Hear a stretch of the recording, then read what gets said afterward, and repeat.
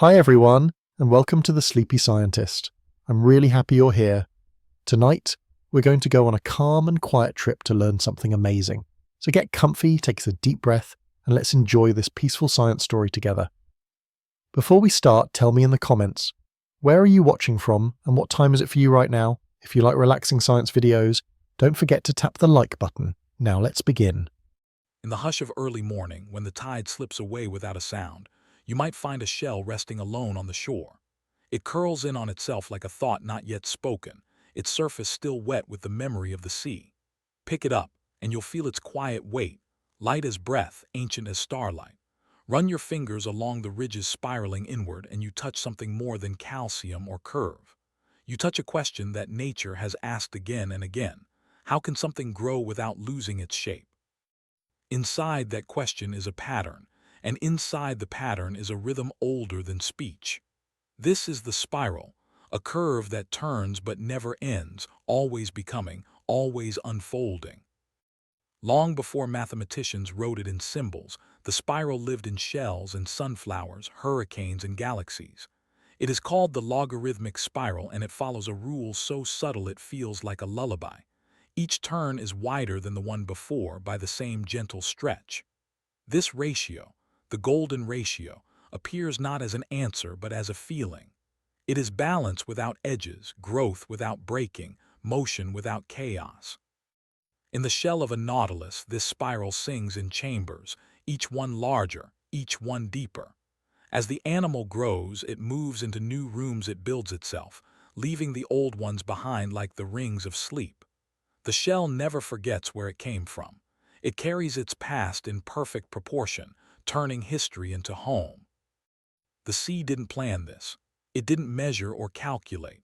The mollusk inside the shell simply followed a pattern written into its cells, a quiet instruction to expand in harmony. And yet, in following this path, the creature draws a perfect curve, a curve so precise that if you mapped it with math, the numbers would hum in agreement. This is the poetry of biology, where growth and geometry hold hands. The soft tissue of the animal shapes the hard spiral of the shell, and the shell, in turn, shapes how the animal lives. One defines the other, just as the moon defines the tide and the tide defines the shore. They become inseparable, form and function, curve and life. Stand at the edge of the ocean and listen.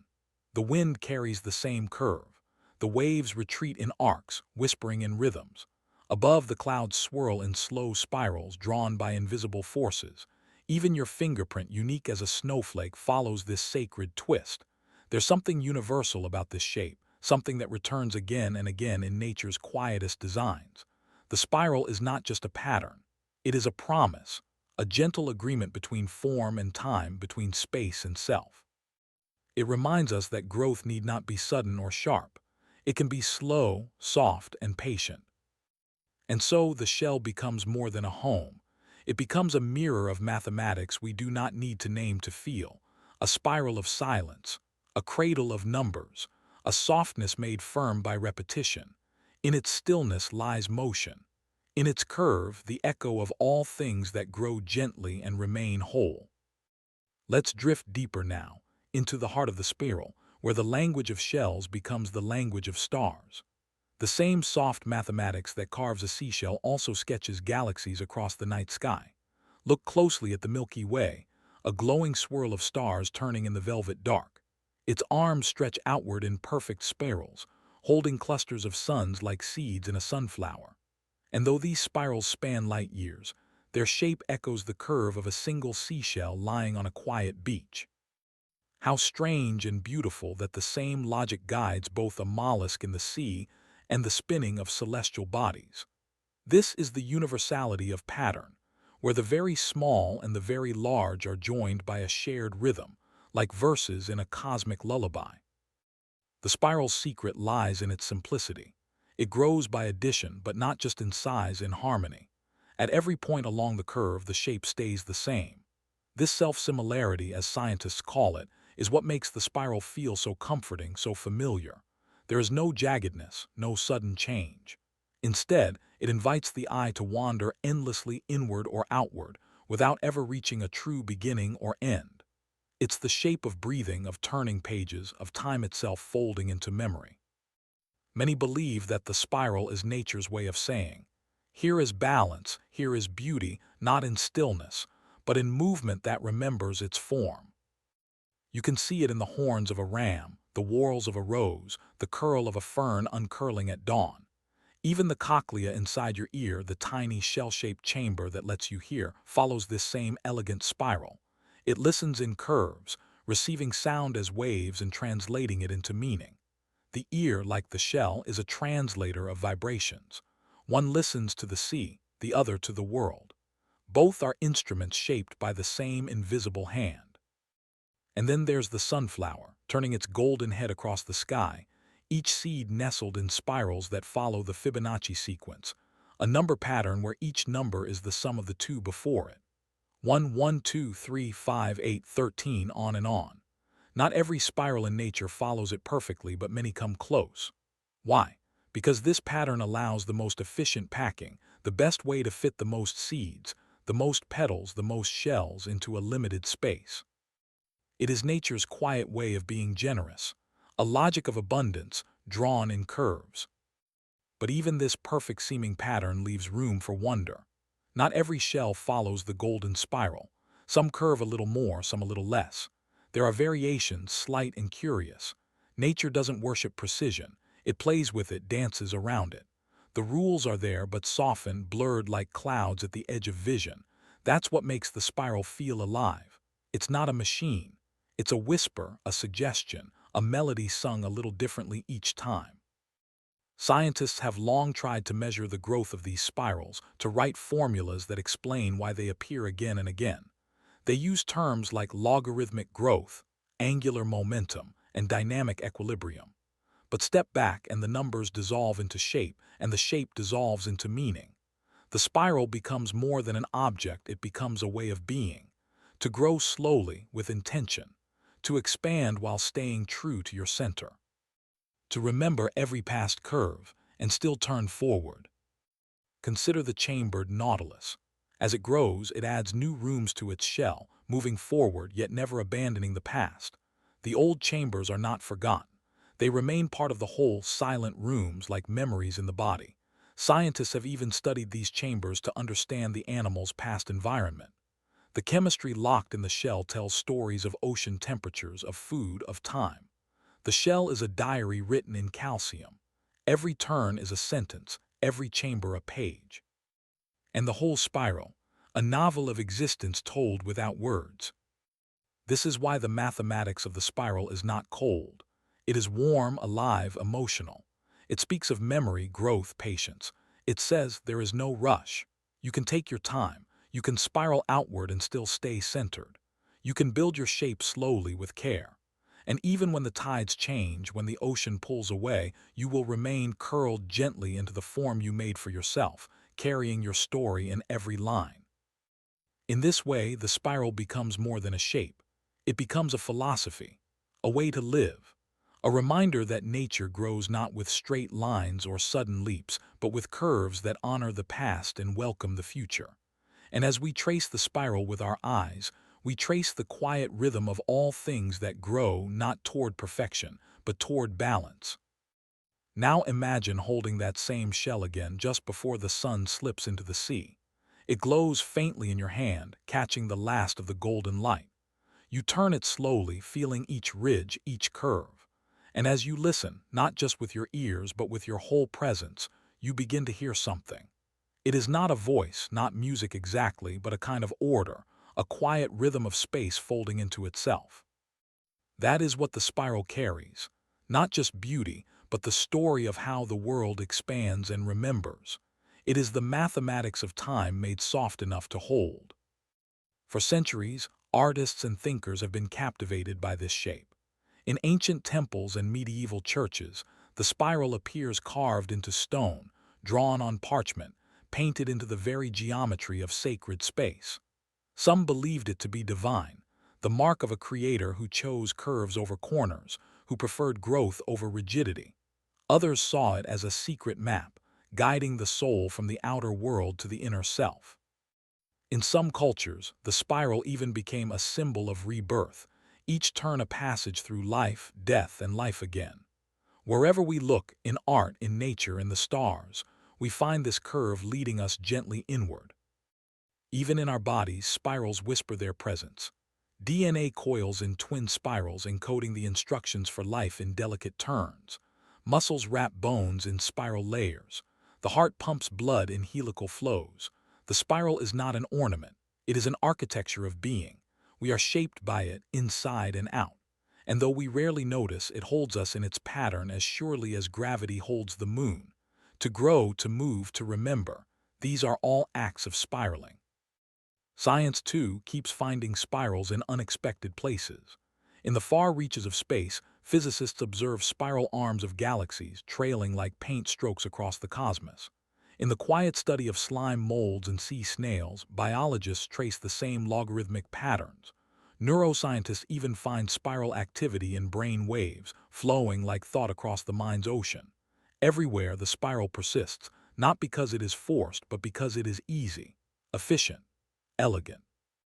It is nature's favorite solution to complexity, a form that grows without breaking, expands without losing itself. And yet, for all its presence, the spiral is never loud. It doesn't shout its truth, it whispers. It unfolds slowly, inviting the observer to follow, to breathe, to pause. That is its gift.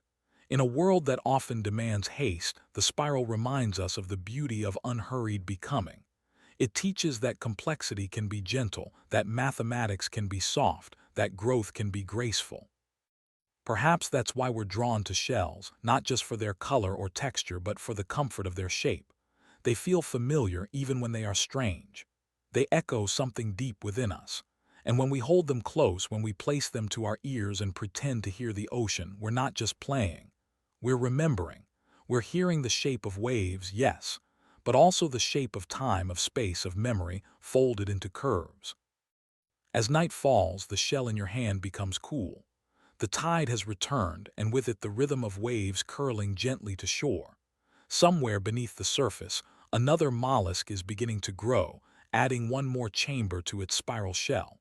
It does not know about the golden ratio.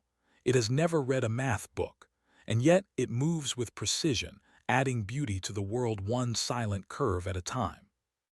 The mathematics of the spiral is not in the numbers alone. It's in the feeling of balance, the way the eye follows the curve and the heart understands it. It's in the memory of growth, of gentle expansion, of forms that never forget where they began. In the end, that may be the softest truth of all, that in the spiral we see ourselves. Always turning, always growing, always carrying our past inside us as we reach forward into the unknown. And in that quiet turning, we are whole. Along a quiet tide pool, where sunlight dances over water like warm fingers on glass, you might stumble upon a shell curled in perfect silence. It rests between stones and seaweed, not making a sound, yet it speaks a language older than words. Its curves seem to fold time into geometry, and in those folds lives a quiet secret, a ratio both ancient and endless. This is not just a shell. It is a memory made solid, a gentle echo of something deeper. Inside its spiraled form lies a number, 1.618, a ratio without end. It is called the golden ratio, and though it appears simple, it hides a kind of soft infinity, a pattern that repeats not by copying but by unfolding. The shell does not know this. The mollusk inside has never studied math, and yet as it grows, it adds new rooms in just the right proportion. Each new chamber is slightly larger than the last, stretched just enough to stay balanced. This is not symmetry. It is harmony, growth without chaos, expansion without distortion. Like the petals of a daisy, the arms of a spiral galaxy, or the seeds of a sunflower, the shell grows in golden turns, not because it must, but because it can. Because the golden ratio is not a rule, it's a path of least resistance, the softest way forward. And so the shell becomes a map, not just of the sea, but of the logic behind all living form. If you could measure each curve, you'd find the golden ratio whispering between every twist and turn. You'd see it in the spacing of ridges, the thickness of walls, the way the shell curls into itself like a secret. This is not perfection, but something gentler, a closeness to balance, a feeling that nothing is forced. That growth happens like breathing, one soft inhale at a time. The golden ratio appears in art and architecture, in pine cones and pineapples, in hurricanes and galaxies. But in the shell, it becomes something you can hold, something you can turn in your hand, feel against your skin. It's no longer an abstract number, it's weight and texture. It's the sound of the sea, the patience of time. And when you look closely, you begin to feel the rhythm, not just in the shell, but in yourself. Your fingers curl, your ear folds. Your heartbeat follows a spiral of rest and rush. You are not separate from this pattern. You are part of it. The ancient Greeks called this ratio divine. They saw it in temples and paintings, in faces and flowers. But long before it had a name, it lived in the sea, in the soft body of a mollusk building its home with quiet accuracy. The animal does not aim for beauty. It follows a cellular memory, a blueprint encoded in its being. And yet, what it creates is beautiful, not because it is perfect, but because it is true to its form. Every chamber is a record of its past, and every turn is a step toward the future. The shell is both history and hope, written in curves. Sit with it a while. Let your eyes trace the spiral. There is no rush. There is only turning, folding, remembering. And in this act of stillness, you may begin to understand something deeper. The golden ratio is not about measurement. It is about memory, the way life carries itself forward while staying rooted in where it began. The shell grows, but it does not forget. It remembers the sea, the tide, the shape of its first chamber. It remembers, and in remembering, it becomes whole. Let's drift deeper into the spiral now, where memory and mathematics share the same breath. The golden ratio isn't carved into shells like words on a page. It grows, layer by layer, as if whispered from within. A mollusk doesn't use a compass or ruler, but something inside it knows how to build. It begins small, always small, and from that first tiny curl it expands. Each new chamber adds space, not all at once, not in leaps, but in soft, patient steps. The animal moves forward, living in the present, yet always carrying the past behind it like a gentle echo. And with each step, the spiral unfolds according to that golden proportion, a quiet 1.618, hidden in the architecture of life. This ratio isn't just in the shells we find by the sea. It appears in the branching of trees, the shape of our thumbs, the way waves crash and fold back into themselves. It is a code of growth, written into the heart of the living world. But why does it appear so often? Why do so many things, so different from one another, follow the same quiet rule? The answer may lie in the way nature balances chaos and order. Too much symmetry feels unnatural. Too much randomness becomes noise. The golden ratio sits gently in between, a compromise that feels both beautiful and alive. It's not rigid, yet it's not wild. It's just enough. Scientists who study this ratio find it everywhere, and yet it is never forced. It appears where things grow most efficiently, where seeds can pack tightly in a sunflower head, or where leaves can spread out just right to catch the sunlight. In shells, it allows growth without distortion, letting the animal expand while keeping its form. It's not a law, but a tendency, a shape that nature leans toward when left to itself. And in this leaning, we glimpse something soft and profound, that the universe prefers elegance. Not perfection, but elegance, patterns that hold beauty because they hold purpose. Now imagine the shell again, this time cut open to reveal its chambers. Each one slightly larger, each one spiraling out from the last. It's not just a home, it's a timeline, a biography written in bone. Inside, researchers can study the chemical traces left behind, tiny records of the ocean's temperature, the water's acidity, the food once consumed. The golden ratio here becomes more than a shape. It becomes a memory of climate, of seasons, of life. The shell becomes a witness, carrying the history of its world inside its curve. And perhaps that is what gives the golden ratio its power, not just that it repeats, but that it remembers. Each new curve carries the one before it. Each chamber honors the one behind. This kind of growth, spiraling outward while rooted inward, is rare in the artificial world. Buildings don't grow this way. Machines don't. But living things do. They remember. They expand. They spiral. Artists, too, have long been drawn to this shape.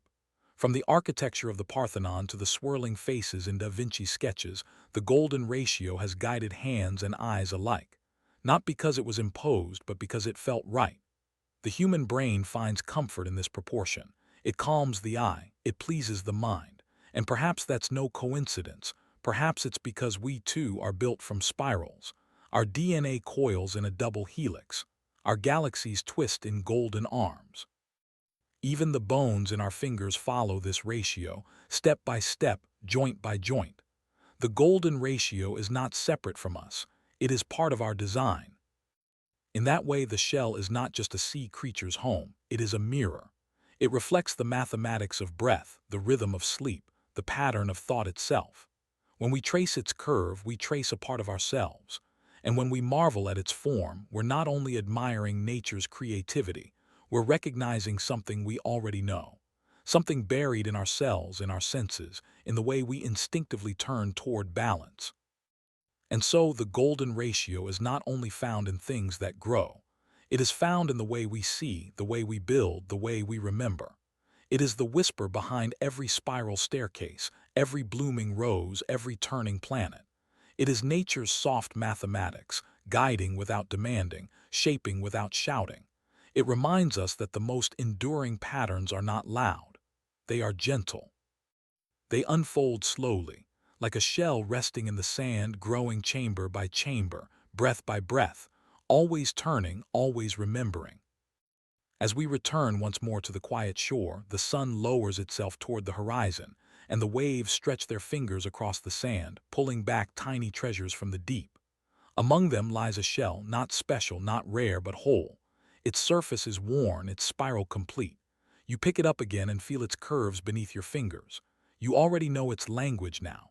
This is not just a shell. This is a story, a soft, mathematical memory of life expanding in golden turns. And in this final spiral, we come to understand something deeper, not about the number itself, but about what it teaches us. The golden ratio isn't magic, but it feels magical because of its presence, so gentle, so constant in the quiet corners of the world. It's the kind of pattern that doesn't demand attention but rewards it. The more closely you look, the more you find. Not perfection, but presence. Not control, but harmony. It is the shape of things becoming themselves over time in balance. It is the mathematics of patience. The creature that builds the shell does not hurry. It does not skip steps. It grows in peace, following an inward instruction that tells it to spiral, to expand, to turn without forgetting. This is the lesson of the golden curve, that growth does not have to be fast to be full. It does not need to be loud to be true. The shell does not bloom in a day. It adds its chambers slowly, in a rhythm that matches the sea. And when the animal has lived its life and the shell is left behind, the form remains, a monument to balance, to breath, to quiet becoming. Even long after the creature is gone, its spiral speaks. It tells us how nature moves, not in straight lines but in turns, not in leaps but in folds, and the folds remember. This memory isn't like the memory in our minds. It's a physical remembering, a way of keeping shape across time, a way of saying, I was once here, I grew, I moved forward, and I left this trace behind. You might wonder why such a number, this 1.618, this golden ratio, feels so alive. After all, it is just a number, just a relationship between parts. But numbers can hold meaning when they mirror life. When they guide how petals open, how birds spread their wings, how storms swirl across the sea. They become more than symbols. They become breath. They become rhythm. They become the soft scaffolding on which the living world is built. Look again at the shell. Turn it in the fading light. You'll see how it never truly ends. It keeps going, even if it's small, even if the curve is tight. There's always another turn, always another chamber, just a little larger. This is what the golden ratio teaches us, not only how to grow, but how to grow wisely. How to carry the past without letting it weigh us down. How to keep expanding without losing our shape. How to build something beautiful without rushing, without force. And isn't that what we long for? A kind of life that feels whole, a way of growing that feels gentle, a form that remembers where it started but welcomes where it's going. The shell is our teacher in this. The sea is its classroom. And the golden spiral is the lesson etched in calcium and time. The tide is rising now. The waves reclaim the sand and the shell slips back into the sea. But the story it carried lingers. It is in your hands, in your breath, in the quiet rhythm of your own beating heart. You carry spirals inside you, in your DNA, in your ears, in the way your body turns to rest. And somewhere deep within you, the golden ratio still whispers, not in words but in patterns, in peace, in the way you move gently through the world. So let the shell go, let it return to the water, and as you walk away, know this: the golden ratio is not a secret to be solved. It is a gift to be followed, a soft guide through the winding paths of time, a reminder that beauty does not come from speed or symmetry but from balance, from remembering, from turning again and again in golden silence. Somewhere in a meadow where the grass leans softly under the wind, a quiet order takes shape, subtle, gentle, nearly invisible unless you stop and look. A dandelion, light as breath, has gone to seed. From its center, hundreds of tiny parachutes spiral out in perfect form. You pluck it, hold it still, and see the circle nature has drawn, delicate, balanced, and without measurement. This is what happens when nature draws circles with her eyes closed. No compass, no ruler. Just a quiet instinct for shape. The same instinct seen in spider webs caught in morning dew, in water ripples expanding outward after a raindrop falls, in the rings that mark the age of a tree. There is a softness in these patterns, not because they are fragile but because they are made without force. Nature doesn't try to be precise. It simply becomes what it needs to be, and often what it becomes is a circle, a shape without beginning or end, a loop that keeps going like breath or time. The circle is not the most efficient shape nor the strongest, but it is the most complete.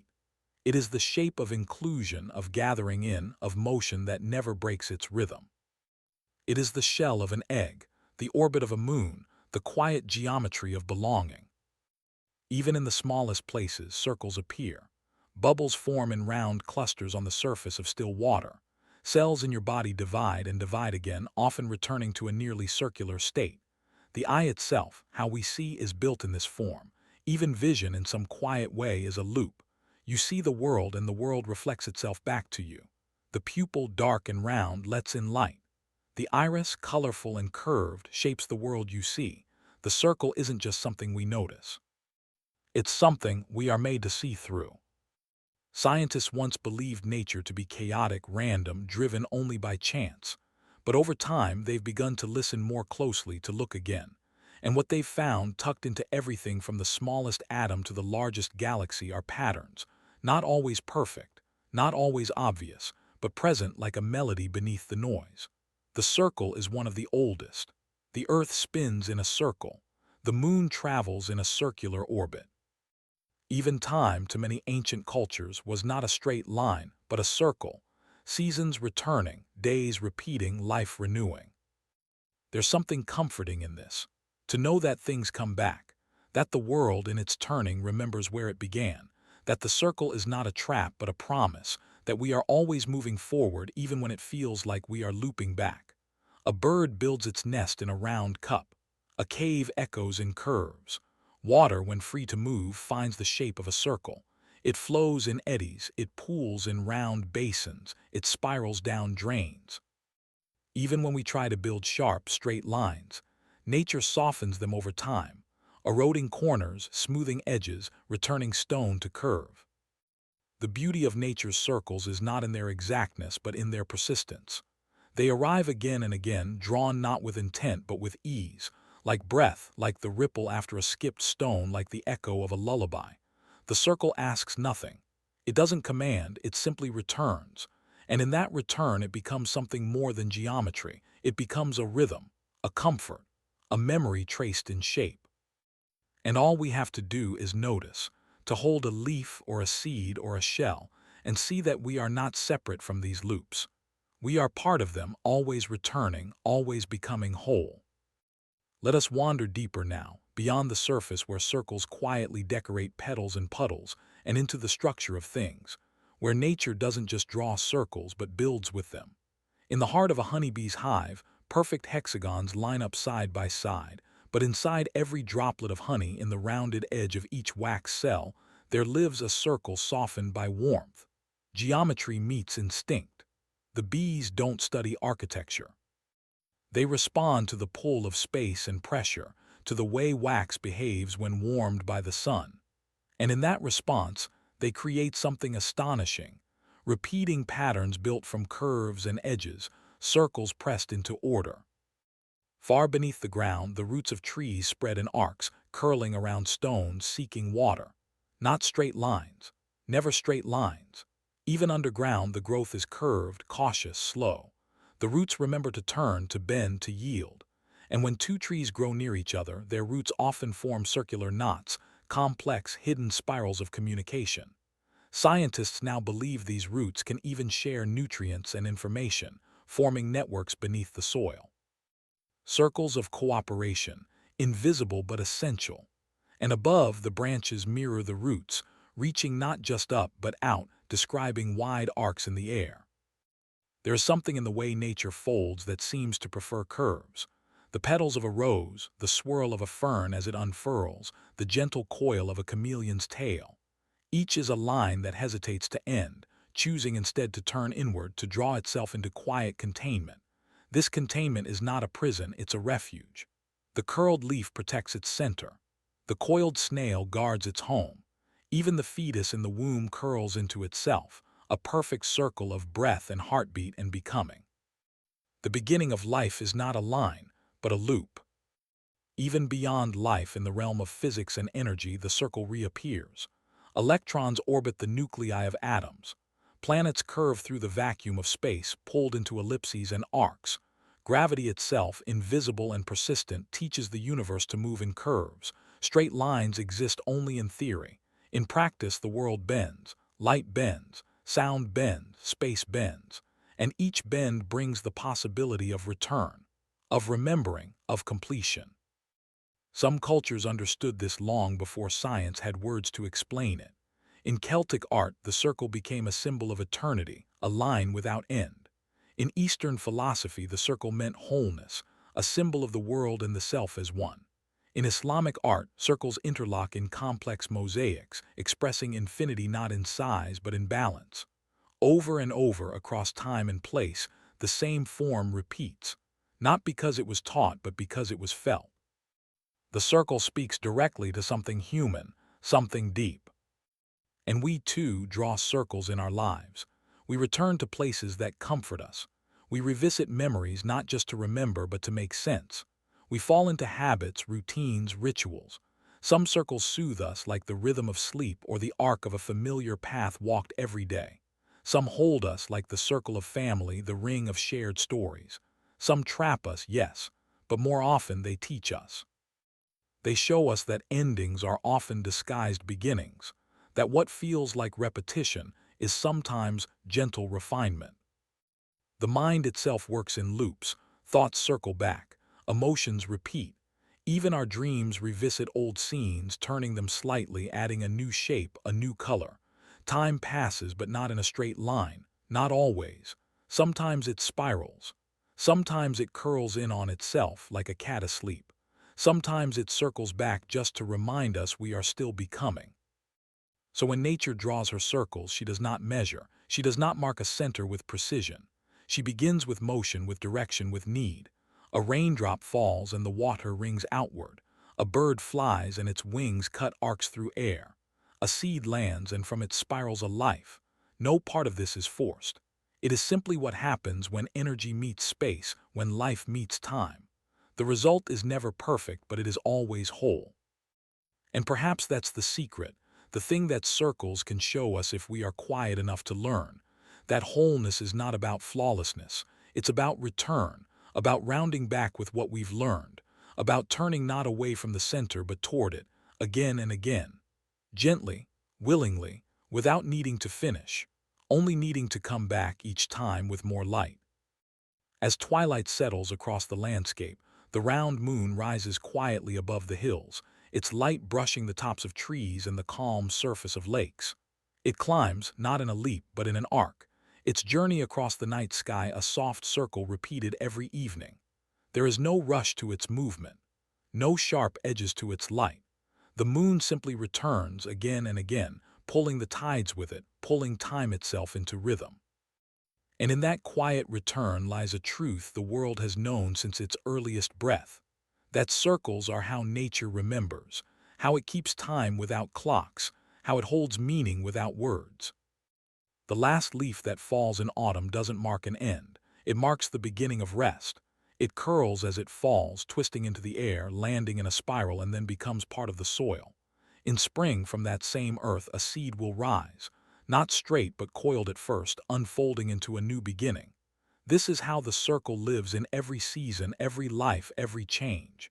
It teaches that stillness is not emptiness. It is a turning inward, a preparation for return. When a bird builds a nest, it doesn't draw blueprints. It gathers twigs and threads and shapes them by feel, forming a cup, a curve, a circle. This shape cradles life. It holds the fragile shell, the sleeping chick, the first beating of wings. The circle becomes home, not by calculation but by intuition. The same is true for the orbits of planets, the whirlpools in streams, the way hair grows in crowns and storms form in eyes. These aren't just patterns. They are languages spoken in shape. And even in endings, the circle waits patiently.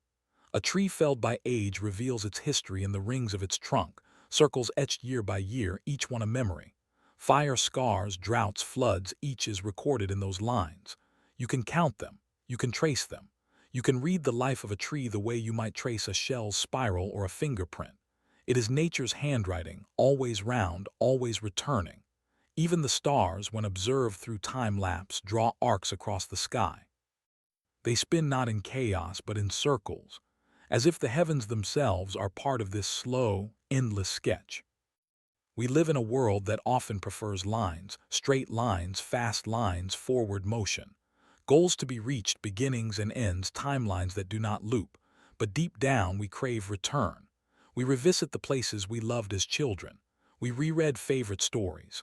We dream old dreams. And when we rest, when we close our eyes, we curl up, not stretched out like a line, but tucked into a shape that feels like safety.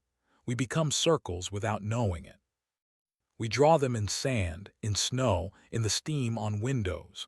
Not because we were taught to, but because something in us remembers. And so when nature draws circles with her eyes closed, she is not drawing blindly. She is drawing with memory, with rhythm, with understanding too deep to explain. The curves she makes are not mistakes. They are invitations to soften, to return, to trust the loop, to let life be something that circles back, something that turns over and over without losing its shape. Stand beneath the full moon now. Watch the way its light draws a silver path across the water. It does not point forward or backward. It simply glows, holding everything in its soft, round light. The lake, the sky, the quiet wind through grass, all of it contained within that glow. And in this moment, in this gentle returning of light, you may feel it. The same circle that holds the moon also holds you. Not tightly, not with force, but gently like a loop drawn by a steady hand in sleep. Let it hold you. Let it turn you. And when morning comes and the circle begins again, know this. You are not moving in circles because you are lost. You are moving in circles because you are learning, because you are growing. Because, like nature, you are remembering how to return, not to where you were, but to who you are. Beneath the surface of the sea, where light fades into blue and silence wraps itself around everything, shapes begin to emerge, not just of fish or coral, but of hidden geometries drawn by creatures who do not know they are artists. A jellyfish pulses forward, its bell expanding and contracting in rhythm, trailing delicate arms that drift like ink in water. Each movement, each line, is part of a quiet design. The ocean is full of such forms, spirals, hexagons, spheres, crafted not by hand but by instinct. This is the secret geometry of the sea's creatures, a language not spoken but shaped in water. In the soft sand of the seafloor, a pufferfish carves an intricate circle with the tip of its fin. It works for days, clearing debris, arranging shells into patterns. From above, it looks like a mandala, precise, symmetrical, breathtaking. The fish does this not for survival but for love, to attract a mate.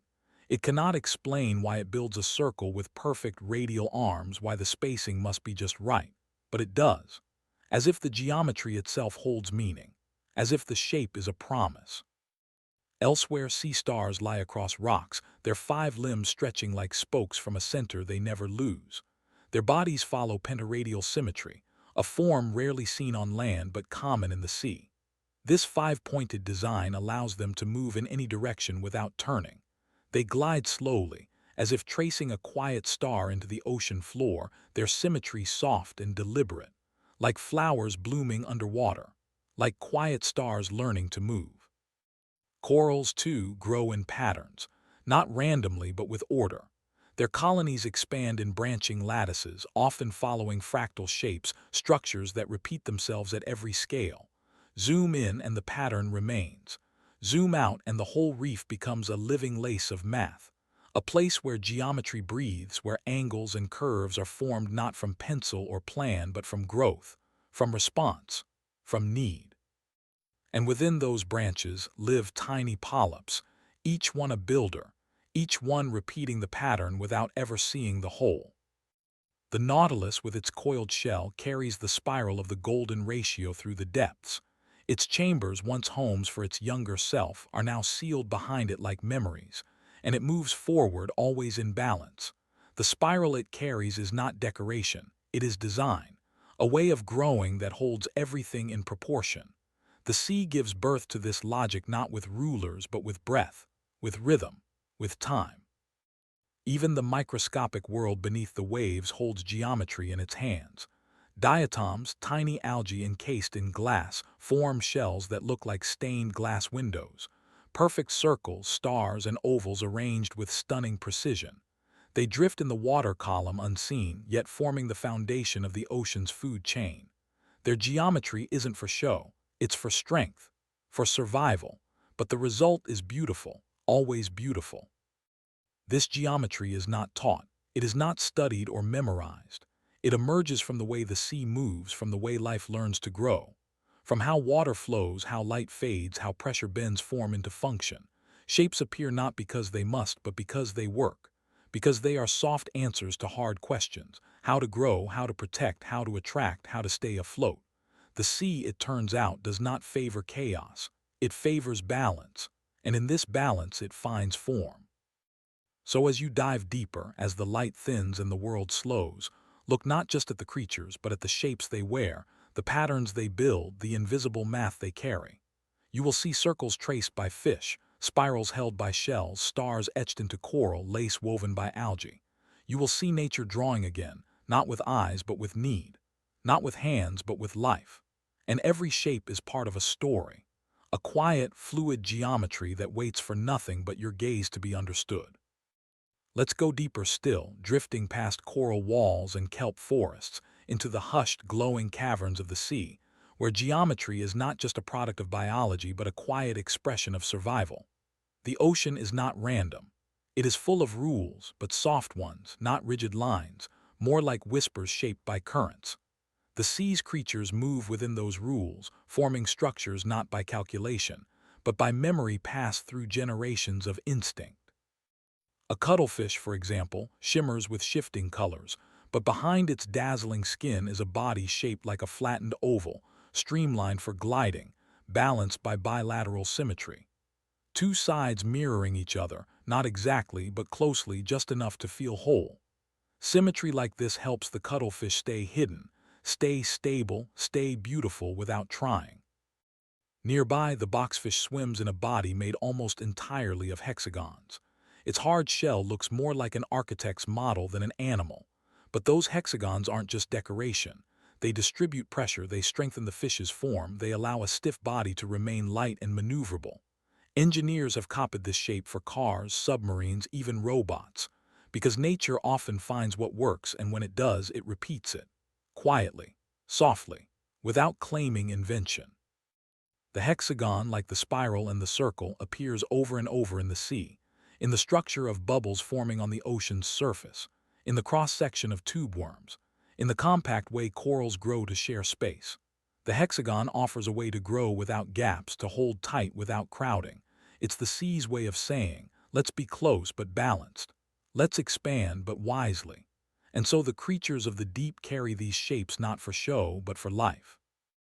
Even the movement of these creatures follows hidden geometry. Dolphins swim in sine waves, up and down like cursive letters written in water. Their bodies bend in rhythm, not in straight lines. Rays, with their wing-like fins, glide in arcs so smooth they feel painted.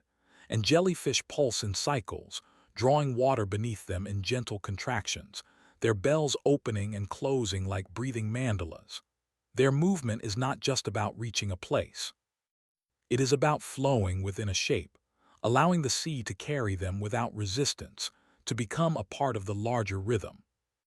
And when these creatures gather, when fish swim in schools or shrimp march across the sea floor, they do so in patterns, swirls, waves, rings. No one gives them a signal, no one draws the map. But still they arrange themselves into forms that make sense, not just for protection, but for communication. A school of fish can turn in an instant, not because they follow a leader, but because they follow each other. Each movement echoes another. Each shape forms not from command, but from trust. This is geometry born from connection. Some of the most breathtaking examples lie in the homes sea creatures build. Feather duster worms create tubes lined with radial fans, delicate, perfect spokes that catch plankton drifting by. Sea anemones stretch their arms in symmetrical clusters, each limb reaching from a shared center like petals unfolding in slow motion. And the crown-of-thorns starfish, with its many arms, spins itself into forms that look almost like fire drawn underwater. These aren't static shapes. They move. They breathe.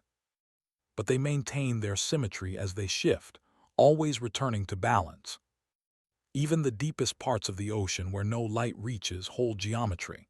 In the darkness, strange creatures glow with bioluminescent patterns, dots, stripes, spirals that pulse in timed sequences.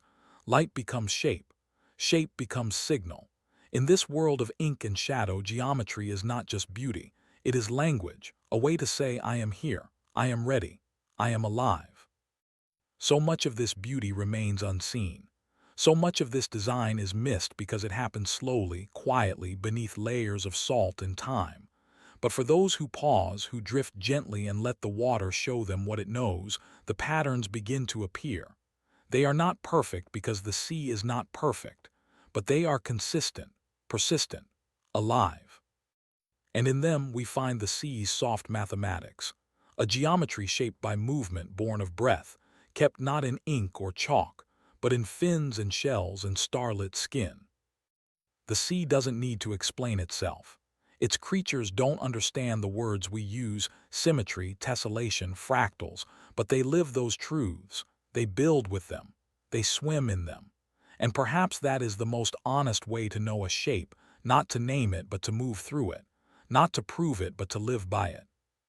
The ocean, with all its pressure and patience, invites us to see the world this way, not as lines or edges, but as waves and curves, always returning, always forming new shapes that fit, that float, that remember how to belong.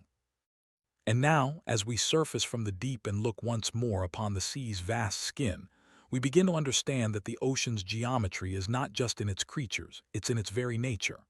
The shoreline curves, always curving. It never meets the land in a straight line. It folds and twists, drawn by tides that wax and wane like breath. Waves roll in circles, crash in arcs, and dissolve in spirals of foam. Even the wind on water leaves behind patterns, ripples that repeat, that overlap, that move with the rhythm of invisible hands. There are no squares in the sea, no right angles, only motion, only return, only softness shaped into form. The secret geometry of the sea's creatures is this. They do not draw for beauty, yet beauty emerges. They do not measure, yet balance appears. They do not memorize rules, but they live by them. A shrimp's antennae sweep in curves. A crab's legs splay in symmetry. A barnacle's shell grows in layers that mirror the rings of a tree. These shapes are not chosen. They are inherited, woven into the way flesh meets water, into the way survival and softness coexist. And somehow, in this quiet exchange between pressure and possibility, the forms repeat. Even decay holds form in the sea. A sunken shell does not dissolve all at once. Its spiral remains like a ghost of growth. A coral breaks and its broken piece still holds the memory of its branching pattern. A jellyfish dies, yet its bell collapses in perfect symmetry. The shapes linger. They fade slowly. They echo. This is not just the persistence of matter, it is the persistence of memory, carved into biology, into instinct, into design. Perhaps the greatest secret of this geometry is that it's not fixed. The sea allows for variation. No two shells are identical. No two starfish are perfectly the same. The rules bend. The patterns adapt. And yet the underlying rhythm remains: spirals that turn, circles that hold, lines that curve back into themselves. This flexibility is not a flaw. It is life. It is what allows the sea's creatures to survive in currents and storms, in salt and silence. Their forms respond, shift, realign, but they do not lose their essence. They grow within a shape that can change. And maybe, just maybe, this is a lesson the sea offers us in return. That we too are built from shapes we do not always understand. That our bodies curve and bend not because we plan them, but because we are part of a larger rhythm. Our hands fold in symmetry. Our hearts beat in cycles. Our breath rises and falls in arcs. We are not separate from the ocean's design. We are part of it, walking above the waves with lungs instead of gills, but still carrying the echo of salt in our blood and curve in our form. So the next time you hold a shell, or watch a jellyfish pulse beneath glass, or see a school of fish ripple like a ribbon, pause, see the shape, feel it. Know that this shape is not accidental. It is not random. It is the ocean remembering itself. It is time made visible. It is math spoken softly. It is biology turned into prayer.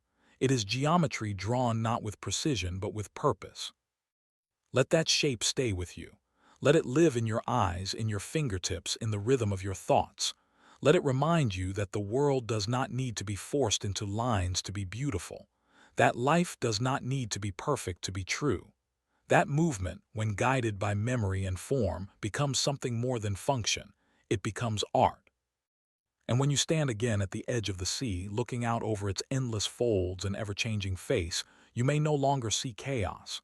You may see a language, a design, a quiet, persistent geometry drawn by creatures that never studied math and yet understand it better than we do, because they live it, because they grow it, because the sea, in its infinite softness, knows how to shape life in the gentlest, most enduring forms. And so the secret is this: the sea does not teach with words or with logic. It teaches with curves, with balance, with the art of becoming. It shows us that shape can be soft, that beauty can come from need, that life, when allowed to move, to breathe, to spiral, will always find its form. And in that form we find ourselves, mirrored in the quiet geometry of the deep. In the hush of early morning, when the tide has slipped away and the wet sand glows like bronze under the rising sun, a trail appears. It's thin, winding, barely visible, yet it winds with purpose, like a thought moving slowly through sleep. This is the path of a snail, drawn in silence, traced without urgency. It does not go far, and yet it never moves in a straight line. It curves, circles, loops, an elegant scribble left behind by something soft and small. There is no destination in this trail. There is only movement, and in that movement there is memory, repetition, and rhythm. To watch a snail is to witness time in slow motion, and to realize that nature has its own way of drawing infinity, quietly, patiently, across the sand. The spiral on the snail's back is not an accident. It mirrors the path it takes. The shape it wears is the shape it moves through the world. It does not rush. It glides, muscle against surface, drawing each curve with care. Each turn in its shell, each motion on the earth reflects the same logic, growth that remembers its origin. The snail never truly leaves where it started. It carries that place with it. Every inch it moves, it carries the shape of home on its back. If you were to lift the snail gently, you would find that it has left behind more than a trail. It has written a kind of story. The lines in the sand aren't random. They hold a rhythm, like the grooves on a record, like the markings of a clock with no numbers. The shape is not linear. It is looping, repeating. It is the drawing of a creature that understands space not as something to conquer, but as something to touch and revisit again and again. It moves in spirals because life, for the snail, is not about reaching something quickly. It is about living inside the journey. Even its shell, hard and coiled, is a map of its own existence. It begins with a point, a tiny beginning. And as the snail grows, it builds around that point, widening with every loop but never breaking from the curve. It does not abandon where it started. It folds outward gently like the unfurling of a fern, like the slow turn of the earth.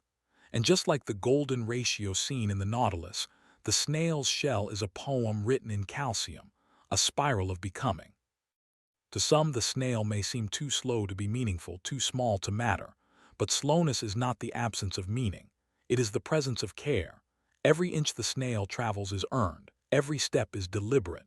And in that slowness it traces beauty. Infinity is not a line that goes on forever. It is a curve that returns endlessly, a loop with no sharp corners. The snail, without knowing, teaches this. With each turn in the sand, it reminds us that time doesn't have to move fast to be full. That movement doesn't have to be large to be lasting. In gardens and forests, in tide pools and stone walls, snails have been drawing these quiet infinities for millions of years. Their trails catch the morning light for a moment before they vanish. But even when the trail fades, the message remains. That life is not about racing toward an end. It's about circling gently, returning with grace, and leaving behind a trace so subtle it feels like a whisper. A line drawn with the softest touch, a spiral traced in silence. And so in the quietest corners of the world, where dew clings to leaves and the earth is still cool from the night, snails continue to draw their soft maps of motion. They do not rush. They do not rise to meet the day with urgency. They move in curves, they carry their past, and with every step they show us how to live in circles, not of confusion but of care, circles that remember, circles that hold. Circles that, even when unseen, are always there, drawn softly in the sand. Let us follow that trail a little further, watching the way it bends and coils across the surface of the earth. It never charges forward. It never forces a path. Instead, it loops and leans, adjusting with every grain of sand, every curve of root or ripple in the ground. This is not hesitation. This is responsiveness. The snail moves the way rivers carve valleys, slowly, persistently, with a deep memory of direction and shape. Its path is not a straight road but a flowing thought, a soft geometry written one moment at a time. And if we look closely, we'll see that the infinity the snail traces is not only in its motion, but in its way of being. The snail's body glides on a ribbon of mucus, transparent, shimmering, delicate. This slime is not just a surface. It's a bridge between self and world, a layer that lets the snail move where others cannot. Over thorns, over glass, across bark and brick. It smooths the roughness of the world, letting the snail slide without damage, without pain. And in this act it teaches us something surprising, that gentleness is not weakness. That softness, when consistent and adaptive, becomes strength. The snail cannot rush, but it also cannot be stopped. It does not push, but it always moves forward. And within that slow, deliberate pace, something remarkable happens. The snail experiences the world more intimately than almost any other creature. It touches everything. It feels each pebble, each crack in the bark, each edge of a leaf. Its tentacles wave gently ahead like tiny sensors, tasting the world before stepping into it. Nothing is skipped. Nothing is missed. While we might cross a garden in seconds, the snail may take hours. But in those hours, it knows every surface, every scent, every thread of moisture. Time for the snail is not something to outrun. It is something to explore. Its shell, meanwhile, continues to spiral with every new layer. The older parts remain, sealed and hardened, but never discarded. Unlike creatures that shed their skin or break free from old homes, the snail carries everything with it. It grows without forgetting. And this, too, is a kind of infinity, not in length but in continuity. A life that does not start and stop but unfolds, gently and without rupture. A shell that does not deny the past but builds upon it. The spiral it wears is a physical echo of the path it leaves behind. Both are symbols of inward and outward motion, of growth that circles rather than stretches. And when you place the shell of a snail beside its trail, you see a reflection. The shell rises in 3 dimensions, the trail lays flat. One is permanent, the other fleeting. One is carried, the other left behind. but both tell the same story, that of a creature who moves not in haste but in harmony, with itself, with the world, with the quiet curves of nature. And this harmony is not passive, it's deeply adaptive. When faced with obstacles, the snail doesn't charge or retreat. It finds the space between. It climbs in spirals, shifts directions, reorients slowly but surely. It teaches us the power of patience, not as delay but as awareness. The snail is not still. It is attentive. It chooses its every move, and in that choosing there is wisdom. There is intention. Even its relationship to the world is different. Most creatures seek to escape vulnerability, cloaking themselves in speed or strength. But the snail carries its softness openly, shielded only by the spiral it builds as it grows. That shell is not armor in the usual sense. It doesn't invite conflict. It offers retreat, rest, reflection. When threatened, the snail doesn't strike. It simply pulls inward, curls tighter, returns to its beginning. And this, too, is a kind of power, to know when to pause. To recognize that safety can be found not in dominance, but in retreat. And so the snail's path becomes more than movement. It becomes a philosophy. It tells us that motion does not have to be fast to be purposeful, that growth does not have to be straight to be true, that the softest creatures may carry the deepest strength, not in force, but in form. A form that remembers, that adapts, that spirals outward without ever leaving the center. If we could slow our lives to the pace of a snail just for a moment, we might begin to see the world differently. We might notice the texture of things, the way dew collects on grass, the sound of our own breath, the way light moves across a leaf. We might feel how much we miss when we rush, and how much we recover when we return, again and again, to the simple act of tracing our own shape gently across the surface of life. As the light begins to dim and the tide creeps gently forward again, the snail completes a curve that no one will notice by morning. The sand will be swept clean. The delicate trail it etched, its looping mark of patience, will vanish under the weight of water. But this is not a loss. It is part of the rhythm. The snail does not mourn the fatting of its trail. It does not try to make something permanent. It simply moves, and in that movement creates beauty that is meant to be brief, like waves, like clouds, like breath. This, too, is a kind of infinity, not the kind that stretches forever in space, but the kind that returns in time. The kind that lives in repetition, in motion, in quiet acts performed again and again. The snail does not draw the same path every time, but each time it moves, it leaves behind a version of itself, a memory of a moment, a mark that says, I was here, I moved slowly, I noticed everything.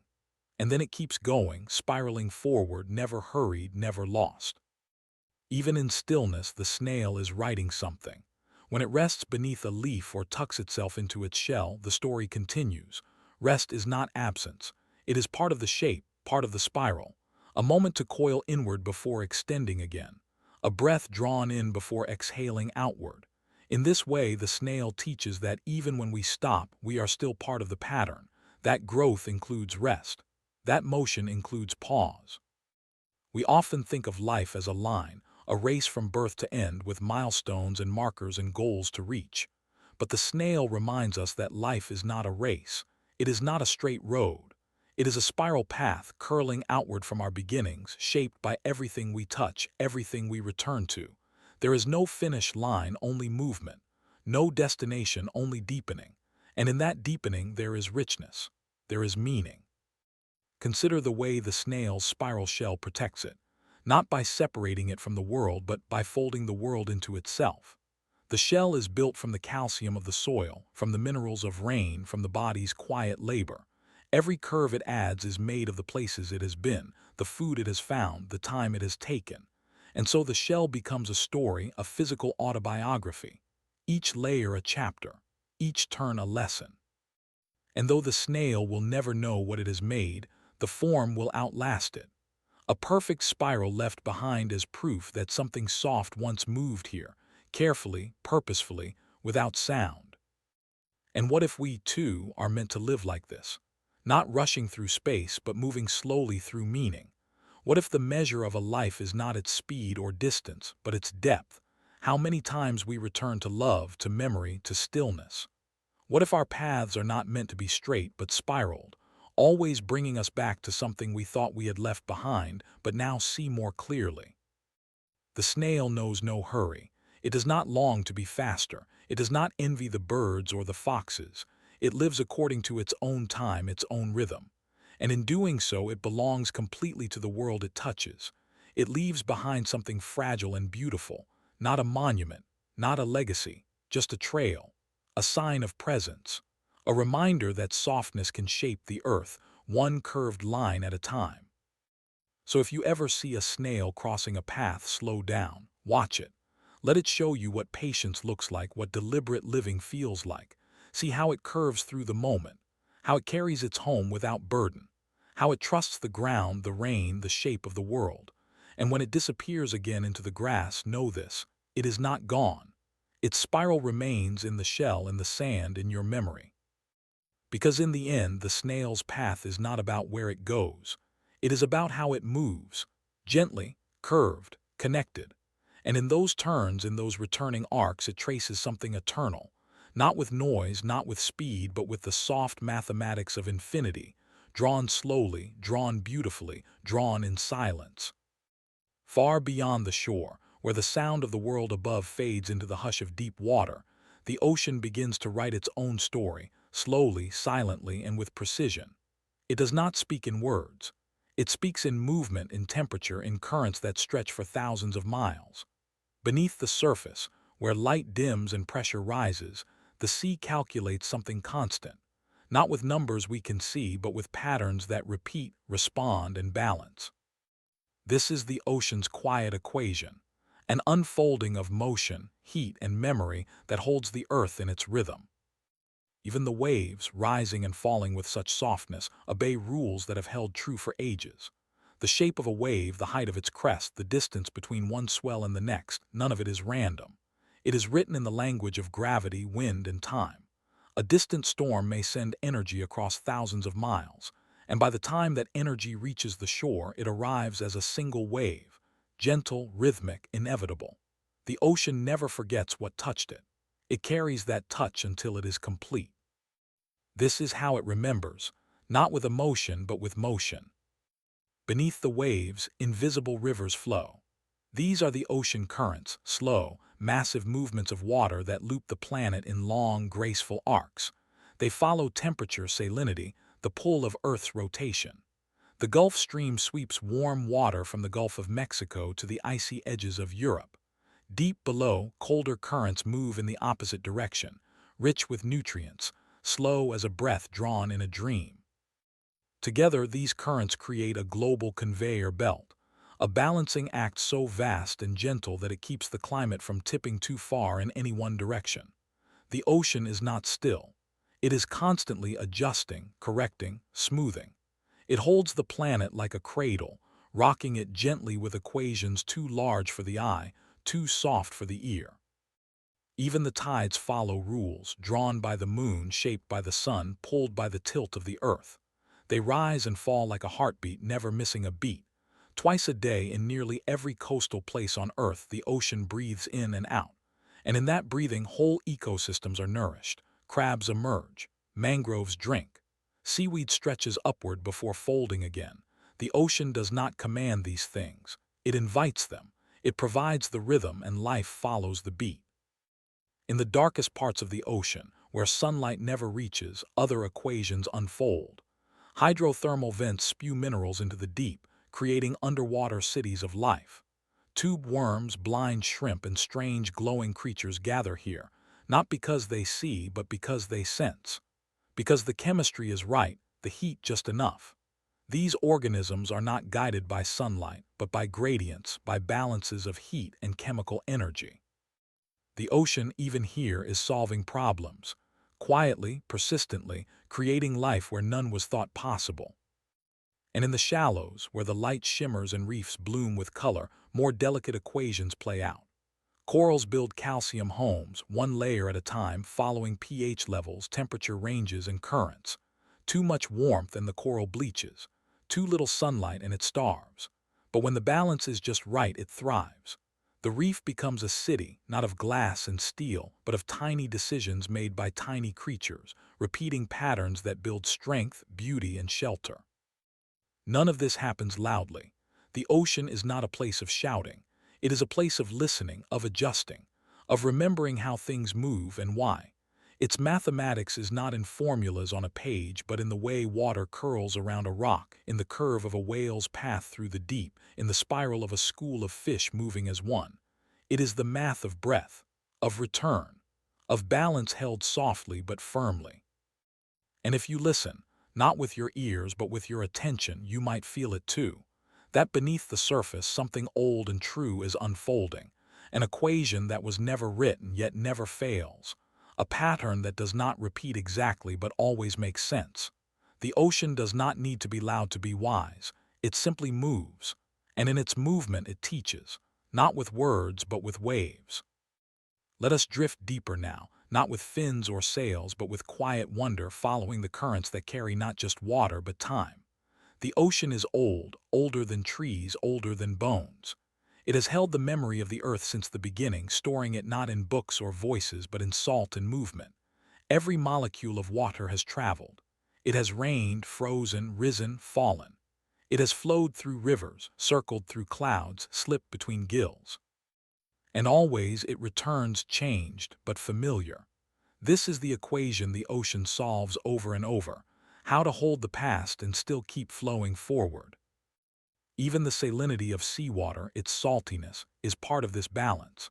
Salt enters the ocean from rivers carrying minerals from stone, but the ocean does not keep accumulating endlessly.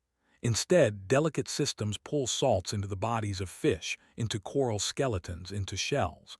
Some settle to the bottom, folded gently into the seafloor. Others rise again through evaporation to become part of the sky. The ocean writes and rewrites this equation of salt and water, never exact, always in motion. Too much salt and life struggles. Too little and balance falters. But somehow the ocean keeps it close to right. Not perfect, but just enough. And temperature, this too is a variable the sea must solve. The sun warms its surface, but not evenly. Near the equator, the water is warm and light. Near the poles, it is cold and dense. These differences create currents that stretch like ribbons across the globe. They carry warmth to frozen places and coolness to the tropics. They stir nutrients from the depths, lifting food into light. They keep weather systems in check, prevent deserts from growing too wide, help rains fall in the right places. The ocean is the great moderator, not by command but by presence. It absorbs heat like a sponge, then releases it slowly. It breathes warmth into the world with every tide, every swell. Beneath the surface there are layers, not visible but felt. Thermoclines, haloclines, lines where temperature or salinity changes abruptly. These invisible borders shape where fish swim, where plankton bloom, where whales dive. They are not walls but gradients, soft transitions between states. The ocean builds these lines like pages in a book, each with its own story, its own rhythm. And life adapts to them, moving between layers with awareness, with timing. No creature controls the whole, but each one knows where to go. And time itself moves differently in the ocean. A wave crosses the Pacific in days. A deep current may take centuries to complete a single loop. There are waters off the coast of Antarctica that have not seen the surface in 1,000 years, yet they still flow, cold and quiet, carrying messages from long ago. When scientists pull samples from these depths, they find bubbles of ancient air, traces of long-past storms, whispers of climates we no longer remember. The ocean does not forget. It just takes its time to speak. Even the sounds within it, whale songs, shrimp clicks, the low hum of tectonic plates, travel further than they would in air. Sound moves faster and farther in water. It becomes part of the equation too. Whales sing to each other across vast distances, their songs curving through underwater valleys, bending with the temperature of the water. These are not just calls. They are measurements, bearings, maps. The ocean carries them as part of its conversation, part of its soft calculation of connection. And in the smallest spaces, equations continue. A coral polyp must balance light and food, catching plankton while also gathering energy from the sun. A jellyfish must pulse just enough to stay aloft, not too much to waste energy. A sea turtle, guided by magnetic fields, must swim across oceans with no landmarks, only an ancient instinct that tells it where the currents run warm and the beaches are familiar. Each life is a variable, each movement a piece of the answer. And yet the ocean does not calculate like a machine. It adjusts like a breath, it shifts like sleep. It learns slowly through erosion, through sediment, through cycles. It does not demand precision, it allows for variation, for trial and change. Coral reefs may bleach, but some regrow. Fish may vanish from one region, then return years later. The sea allows for mistakes. It forgives slowly, but it forgives. Its equation is not fixed, it is living. When you float on the surface, looking up at the sky and down into the blue, you are surrounded by these quiet computations. The motion beneath you is older than history, yet still learning, still balancing. And perhaps in that moment you begin to feel it, not as a formula to solve, but as a rhythm to trust. The ocean's quiet equation is not a problem. It is a pattern, a reminder that life is not meant to be forced into symmetry, but guided into flow. As morning light begins to filter across the open sea, the surface shimmers with soft gold, and the waves roll in measured pulses, never the same, yet always familiar. It is here, in this quiet return, that the ocean's equation finds its softest expression. Not in the size of the waves, not in the roar of the storm, but in the gentle rhythm of presence. The sea is always solving, always moving, but never rushing. It holds its balance through motion, through memory, through grace. And in this final spiral of thought, we begin to understand. The ocean's formula is not a line of numbers, it is a circle of patience. Even the creatures that dwell within it seem to live by this rhythm. The blue whale, the largest animal to ever live, feeds not by chasing, but by gliding through clouds of krill, opening its massive mouth like a gentle gate. It does not fight for food, it follows timing. It migrates in arcs that span the globe, its path shaped not by aggression, but by knowledge passed down through currents and instinct. The whale is not fast, but it is sure. Its life, like the sea, unfolds in measured, meaningful steps. The same is true for the tiny plankton that float near the surface, rising each night and sinking each day in the largest vertical migration on Earth. Their journey is driven by light and shadow, by temperature and need. No one sees them, and yet they shape the entire ecosystem. Their motion, though small, keeps the ocean alive. This is how the equation works. It multiplies small acts into vast effects. One droplet touches another, and soon, the entire ocean shifts. Even when storms rise and waves crash, the ocean remains steady beneath. Its surface may boil with wind and weather, but its depths stay calm, unshaken. This is part of its design, a layered resilience. It does not panic. It does not cling to stillness. It accepts movement, absorbs energy, then redistributes it in time. It teaches us that balance is not the absence of disturbance, but the ability to remain whole within it. That equilibrium is not fixed, it is flexible. And what of the shores it touches? The cliffs and beaches, the mangroves and ice shelves. They too are written into the ocean's logic. The sea does not meet them forcefully. It shapes them gently over centuries, carving stone into smoothness, drawing lines in the sand only to erase them and begin again. It knows that permanence is an illusion, that the beauty of a coastline lies not in its shape, but in its change. The tide comes in, the tide goes out, and each time it leaves behind something new. We might think of the ocean as a vast mystery, too deep, too wide to understand. But in truth, its message is simple. It tells us to move slowly, to adjust when needed, to carry memory with us not as burden but as guidance. It tells us to be like water, shaped by pressure but not broken by it, to trust the invisible paths beneath us, to rise when pulled and rest when allowed. The ocean solves its problems without shouting, without breaking, with curves, not corners. And so, when we sit by the sea and listen to its hush, when we watch the waves roll in with their quiet calculations, we are witnessing a kind of wisdom, a way of being that does not demand control but offers care. That holds everything, creature, current, coastline, in soft equations that bend but do not fail. The ocean's mind is not made of numbers but of rhythms, of layers, of returning patterns. Even when the ocean retreats, when it seems silent or empty, it is still speaking. In the wet line on the sand, in the salt left on your skin, in the pull you feel when you look at the horizon and sense that something ancient is calling, not loudly but with presence. It invites you not to solve but to sense, not to hurry but to flow. And if you accept that invitation, if you allow yourself to enter the rhythm instead of resisting it, you may begin to find your own equation, quiet, curved, unfolding, not in opposition to life but in harmony with it.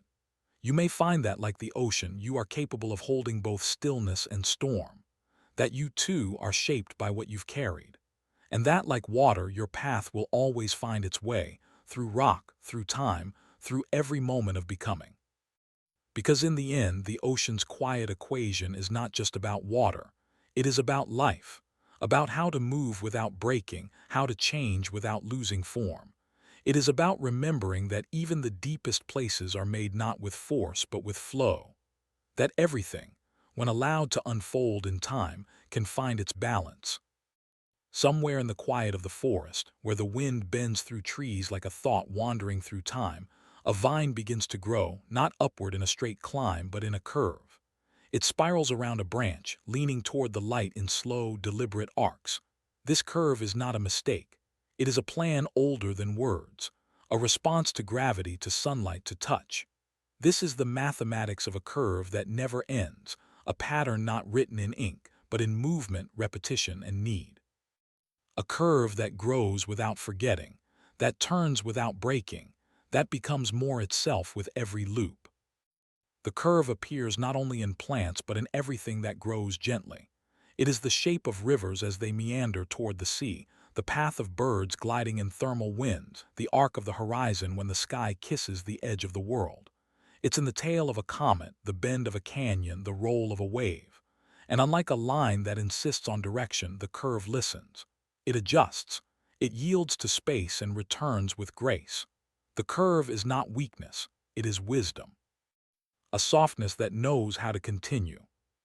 At the center of this geometry is the idea of continuity, that each new part of the curve holds the memory of the part before.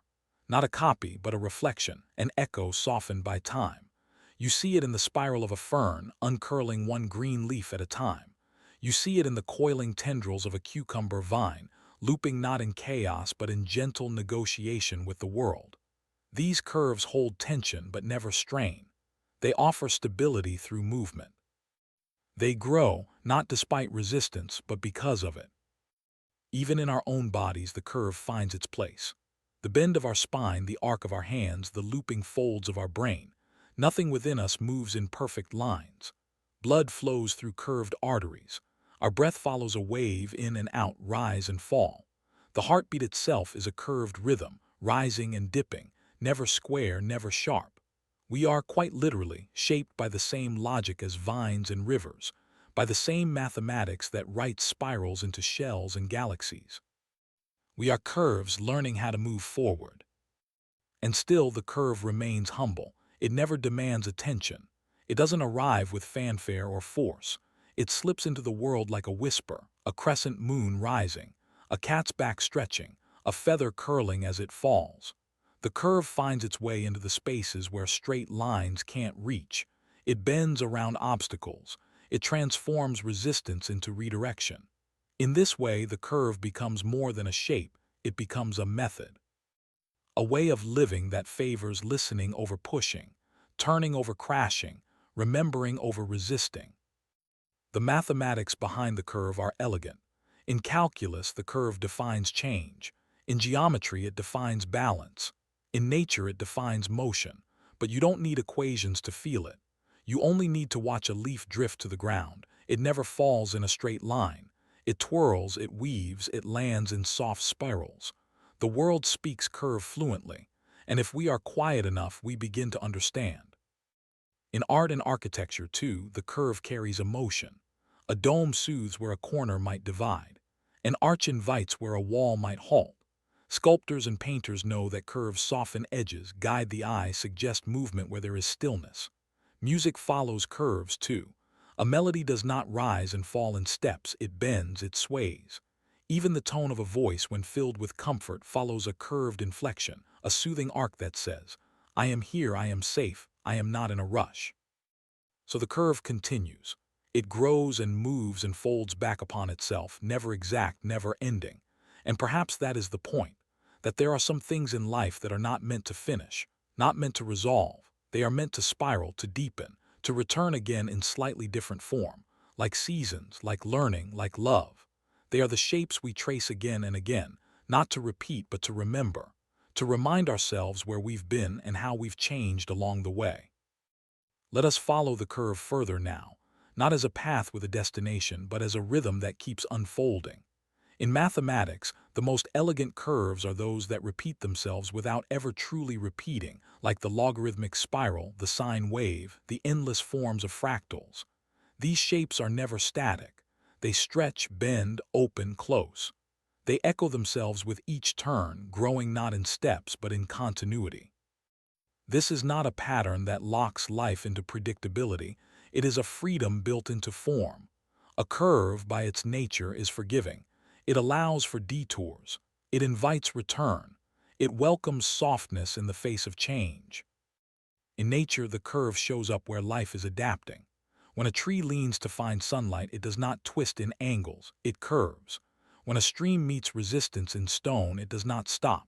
It bends around. Even the flight paths of birds are arcs across air, not straight lines. The earth itself is curved. Its surface, its gravity, the path of every object it holds. We do not live in a straight-lined world. We live in a world of gentle circles, turning seasons, elliptical orbits. Even our shadows curve with the day, rising in the morning, stretching long by evening, wrapping light around time. This is how the curve becomes not just a shape but a gesture. It is the hand reaching out and drawing you into a spiral. It is the way a baby curls in sleep, the way two people lean toward one another in conversation, the way the tide returns. The curve says, come back, try again, go slowly, grow where you are. And the curve teaches resilience, not by breaking through but by bending with. In engineering, curved beams carry more load than straight ones. In architecture, arches hold up great weight, not by resisting force but by redirecting it. The same truth echoes in emotional resilience. Those who bend, who flow, who allow themselves to feel, to adjust, to circle back when needed, these are the ones who hold, who do not break under pressure, who survive with grace. We often think of strength as linear, as forward motion, upward growth, clear progression, but the curve challenges that. It offers a softer kind of strength, one that turns inward when needed, one that spirals down to rest and then rises again. Consider the helix of DNA, the spiral staircase of your genetic code. It holds all the instructions for your body, your being, not in a line but in a twist. The very fabric of life is curved. Even the stories we tell follow this form. A tale begins, rises, complicates, dips, and circles back to something familiar. We do not truly tell stories in lines. We tell them in loops. We return to ideas, we revisit feelings, we come back to the beginning to see it again with new eyes. The curve is how we understand meaning. It gives us the space to change while keeping us anchored. In healing, too, we move in curves. No one recovers in a straight ascent. We falter, we circle back, we dip into old memories, we rise slowly into light. And that does not mean we are lost. It means we are human. We grieve in spirals, we love in spirals, we learn and forget and relearn in spirals. Each time we deepen. Each time we gather more. And perhaps this is why the curve has always been sacred. Ancient temples were built with domes that echoed the sky.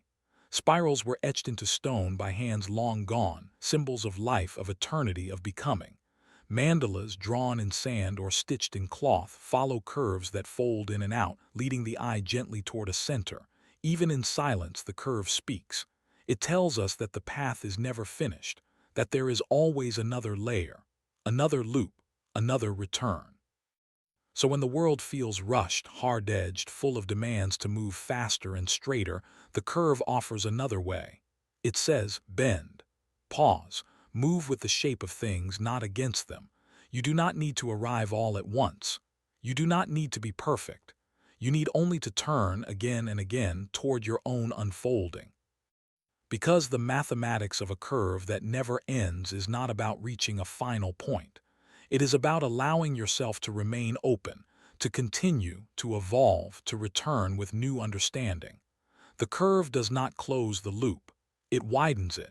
It keeps space for what is yet to be. Now imagine the curve not as something you see, but as something you feel, a presence in the breath that slows as you drift into rest, in the way thoughts loop gently at the edge of sleep. It is the rhythm of rocking, of lullabies, of tide meeting sand. It does not need sharpness or speed to make meaning. It creates comfort through return, through the slow unfurling of one shape into the next. This is the curve's final lesson, that even as it moves forward, it never forgets where it came from. Every point along its path carries memory, not as weight, but as continuity. This is how the universe holds itself together, not with rigid lines, but with bending space. Einstein taught us that gravity is not a pull, but a curve, a warping of the fabric of time itself. A planet does not orbit the sun in defiance. It simply follows the shape of the space carved around it. This is the soft force of the cosmos. Stars spin in spiral arms. Galaxies curve through darkness. The path of light bends around mass. The very structure of reality honors the mathematics of a curve that never ends. And we, living inside this geometry, feel it too, not just in our bodies, but in our emotions. Love rarely travels in straight lines. It curves through memory, arcs through longing, spirals through forgiveness and return. Grief, too, moves in loops, leaving and returning, softening and rising, folding back into the heart again when least expected. Growth is rarely linear. It comes in seasons, in moments of progress and pause, in curves of doubt and clarity. And healing, deep healing, follows no timeline. It folds and unfolds like a fern, turning inward before it can reach outward. Artists understand this. Dancers move in circles, not just to entertain, but to embody rhythm. Painters use curved brushstrokes to suggest light and motion. Musicians play melodies that rise and fall like waves. The human voice follows an arc when it soothes, a parent humming to a child, a friend offering comfort, a storyteller drawing us into another world. These curves of sound, of motion, of emotion, they all whisper the same truth, that what touches us most does not arrive in straight lines. It arrives in returns, in revisits, in spirals that deepen with every loop. Even our dreams, those fragile fragments we drift through in the night, rarely move forward in steps. They twist, they circle, they return us to places we knew long ago but show them in new light. The mind, when free to wander, moves like a curve, exploring not only where we've never been but where we've already been differently. There is wisdom in that. Not everything new must be unfamiliar. Sometimes, what we need most is to see the familiar from another bend in the spiral. And so we live curved lives, lives that return to old friendships after years apart, lives that rediscover wonder in places we thought we'd outgrown, lives that loop through joy and sorrow and back again, never landing in the same place twice, but always near enough to recognize the shape.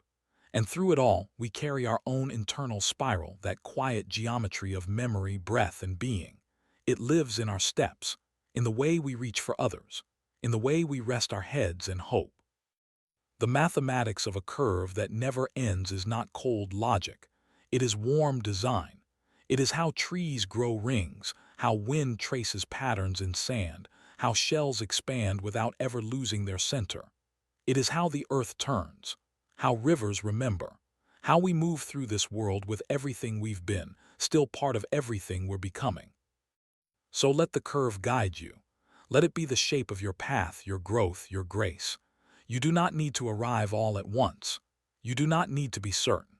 You need only to continue, to bend where needed, to return when called, to spiral slowly towards something you cannot yet name but already feel. Because in the end, the curve does not close. It keeps going. It carries you. It shapes you. And it reminds you again and again that there is no final point to becoming. Only the gentle arc of a journey that honors where you've been, trusts where you are, and welcomes whatever comes next. Beneath your feet, beneath the soil and roots and rivers, lies a world so still it seems silent. A world made of granite, quartz, basalt, of mountain hearts and buried bones. Stones do not move quickly. They do not bloom or fly. They do not whisper in the wind. And yet they carry the oldest memory of Earth. To look at a stone is to glimpse a story that began before breath, before leaves, before stars had settled into their orbits. The surface may be smooth or rough, but deep within, each stone sleeps with its history wrapped tightly around it. Not forgotten, only resting. This is the sleep of stones, a stillness that is not lifeless but listening. Hold a pebble in your hand. Feel its weight, not heavy but definite. That weight is age. That stillness is time drawn into form. The atoms inside are dancing even now, though so slowly you cannot see. Locked in lattice, pressed in patterns, held by pressure and patience. This stone has not always been as it is. It was once fire, molten, burning, part of the Earth's furious heart, and before that it was stardust, a fragment of some forgotten sun. Every grain of sand, every boulder breaking under weather, is a memory of movement slowed to a hush. And yet stones change. Not quickly, not loudly, but with a kind of grace only the earth can sustain. Rain falls, ice forms, roots crack open the tightest rock, and slowly over centuries stone becomes soil. The hardest thing softens, the coldest thing nourishes. This is not decay, it is transformation, a promise made in patience. You could call it erosion, but it is more than that. It is the earth reshaping itself gently, folding even its strongest parts into cycles of becoming. In the desert, where sun and wind rule the day, rocks split and fracture under temperature and time. Their pieces scatter like words forgotten mid-sentence, but still they carry memory. Their edges remember the curve of the whole. Their colors remember the fire that formed them. Their quiet is not emptiness, it is depth. These stones are not empty. They are full of waiting, full of pressure, full of the long sleep that holds the shape of the world. Walk through a mountain pass and you will walk through history. Every cliff is a page, every fault a sentence. Some layers were laid down by oceans long gone. Others were lifted by the trembling hands of tectonic plates. These movements happened long before we were here to see them. But the stones remember. Their folds and tilts are the lines of ancient poetry, written not with ink, but with gravity and time.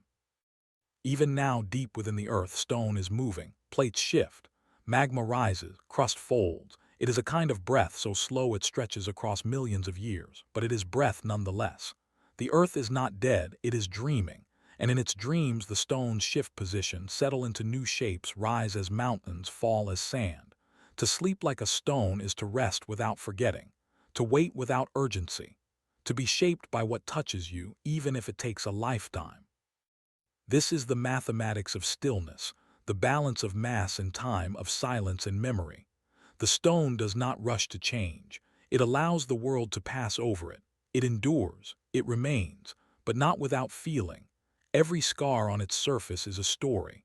Every crack is a conversation with water, with frost, with heat. And inside, within the crystal bonds, the pressure holds form like hands holding breath. To be like a stone is not to be unfeeling. It is to carry feeling so deeply, so quietly, that even the wind respects your stillness. Stones do not speak, but if you sit with them long enough, if you breathe with them, you might begin to hear the oldest song of all, the slow song of matter becoming form, of silence holding shape, the earth's lullaby, the breath of mountains, the sleep that holds the world together. Let's move deeper now, beneath the surface of stone, into the quiet spaces where light does not reach and time moves slowly enough to be mistaken for stillness. Here, in the cold shadow of the earth's bones, we find a different kind of life, not with heartbeat or hunger, but with structure and story. The minerals within stone, feldspar, mica, olivine, form in precise arrangements, tiny architectures that hold space the way lungs hold breath. These structures do not arise by accident. They crystallize under immense pressure, under heat, under stillness stretched across eons. It is slow work, this becoming. It takes thousands of years to grow a few centimeters of quartz. But stone does not complain. It forms because it must, because the world insists on remembering itself, even in silence. And when pressure becomes too great, the stone folds. Layers once flat rise into peaks. What was buried now reaches the sky. This is mountain building, a process so slow that even memory forgets when it began. Yet the stones remember. The folds in the Alps, the ridges of the Himalayas, the faults of the Andes, each is a sentence in the story of the earth reshaping itself. Not with violence, but with insistence. A push here, a shift there, until stone becomes motion, until the land breathes once more. But not all stones rise. Some sink. Some drift down into the deep places, into trenches and chambers where the temperature rises again and the weight becomes unbearable. These stones melt, become magma, become heat and light and movement. They re-enter the world not as quiet forms but as fire. Lava flowing down the sides of volcanoes, reshaping everything in its path. And when the fire cools, it hardens once more into stone. The cycle continues. Stillness, fire, stillness again. The earth knows only how to begin again. And even in their stillest form, stones are not blank. They are filled with life, though not in the way we often measure it. Within cracks and pores live ancient bacteria, extremophiles that feed on minerals, on the tiniest trickles of water. They move slowly, slower than anything we know, multiplying perhaps once every 100 years. And yet they live. They remind us that even in what seems lifeless, life finds a way. The stone is not the end. It is the cradle. The skin of a world that remembers how to hold, how to rest, how to begin again when the time is right. Above ground, the weather does its patient work. Rain seeps into rock, ice wedges into crevices, wind scours the surface. This is not destruction, it is conversation. The world is speaking to the stones, shaping them softly, gradually, and the stones answer by changing shape. They wear down, round out, become river pebbles, beach stones, polished shapes that fit into the hand as if they were made to be held. Each has traveled a long way. Each carries 1,000 miles within its weight. And though they are quiet, they are not shy. They rest in the palm like truth. In ancient times, people looked to stones for messages. They built circles of standing rock to mark the stars. They carved stories into tablets, each chisel mark a word that could outlive fire. They placed stones on graves to say, "I remember." Stones do not fade like paper. They do not rot like wood, they stay. And in their staying, they carry meaning far beyond the one who placed them there. To write in stone was to trust time, to speak to the future, to say, "This mattered." And in our own bodies, we carry stone's memory too. Our bones are not so different, mineral, shaped by motion, hardened over time. They grow, they bear weight, they break and mend. Teeth are made of enamel, harder than steel. Inside, calcium sings a silent song through every heartbeat. We are not separate from the earth's stillness. We are shaped by it. We carry its logic. We echo its rhythm. The same minerals that form mountains form the structure of your being. When we rest against a rock, leaning our backs, laying our heads, we are not only seeking support, we are returning to something ancient. We are remembering how to be held, how to be quiet, how to listen. The stone does not speak in words, but it says, "You are not the first. You are not alone. You are part of a story that began before the sky was blue." And perhaps that is the most beautiful part of this slow geometry. The way stone invites us to slow down, to match its pace, to realize that we do not always need to push forward. That sometimes becoming is about settling, about staying, about letting time shape us gently from within. So the sleep of stones continues, not empty, not unaware, but full of memory, of pressure, of change. And in their sleep they dream of fire and ocean, of hands that once carved them, of roots that once split them, of rivers that once smoothed them. They dream of becoming again, not quickly but completely. The way only something so still, so ancient, so full of time can dream. Even now, as the wind moves across empty hills and rivers where thin paths through canyons, the stones remain scattered, buried, perched on mountaintops, sleeping in silence. But their silence is not a void. It is a form of attention. Stones notice everything. They feel the seasons pass across their surface. They hold the warmth of sun and the chill of frost. They remember footfalls of animals, of children, of people who once passed and paused. In their stillness, they are watchers of time. And though they speak no language we can hear, they remain fluent in presence. There is a kind of mercy in the way stones age. No panic, no fear, just gradual change. Lichen grows across their skin, moss softens their edges, cracks form, but nothing is hurried. Stones are not fighting against time, they are shaped by it, embraced by it. What they lose in sharpness, they gain in story. Each mark becomes a signature of the world's slow hands, each hollow a memory of water, each polish a record of movement. Nothing is wasted, nothing is erased. The stone simply continues to be. And yet it is easy to pass them by, to miss the quiet miracle of a stone resting exactly where it is. Perhaps that's what makes them sacred, not in religion but in reverence. They ask for nothing but offer grounding. You can sit beside one, lean your back against it and feel steadied, as though your breath could match the pace of the earth, as though your racing thoughts might settle into their own gentle gravity. The stone does not offer answers, it offers anchoring. A weight that reminds you of your place, not as a burden but as belonging. In sacred traditions around the world, stones have long held meaning. Some are carried for luck, some placed at doorways for protection, some gathered in circles for ceremony. To touch a stone is to touch continuity, something that was here long before and will remain long after. And yet this endurance is not cold. It is compassionate. It does not cling. It simply stays. Even in the smallest form, a pebble kicked across a path, a smooth stone plucked from a riverbed, the message is the same. You are held in something larger than yourself. You are walking through time, and time is not a straight line. It circles, it folds, it deepens. The stone has seen it all and still remains whole. You can, too. Look at the cobblestones in ancient streets. They are worn by generations of footsteps and still they hold the shape of each footfall. Look at gravestones, weathered and soft, their words fading but never forgotten. Look at cairns on lonely trails, stacked as signs of care, of presence, of I was here and you are not alone. These are the ways we speak with stone, not in noise but in touch, in weight, in waiting. And perhaps one day, long after we are gone, our cities too will soften. Our buildings will crumble and what remains will be fragments, chunks of concrete, bricks, steel. They will become part of the earth's memory again. They will fall into the sea, drift down rivers, settle into sediment. And slowly they will become something else.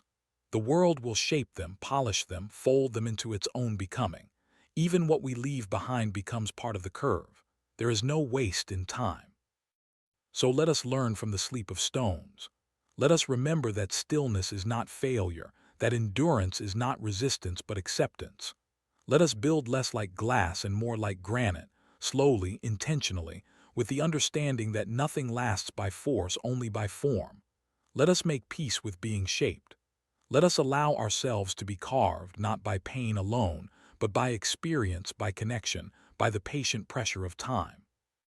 And when the world feels too fast, too loud, too brittle, may we return to the stone. May we sit upon it. May we place our palms against its coolness.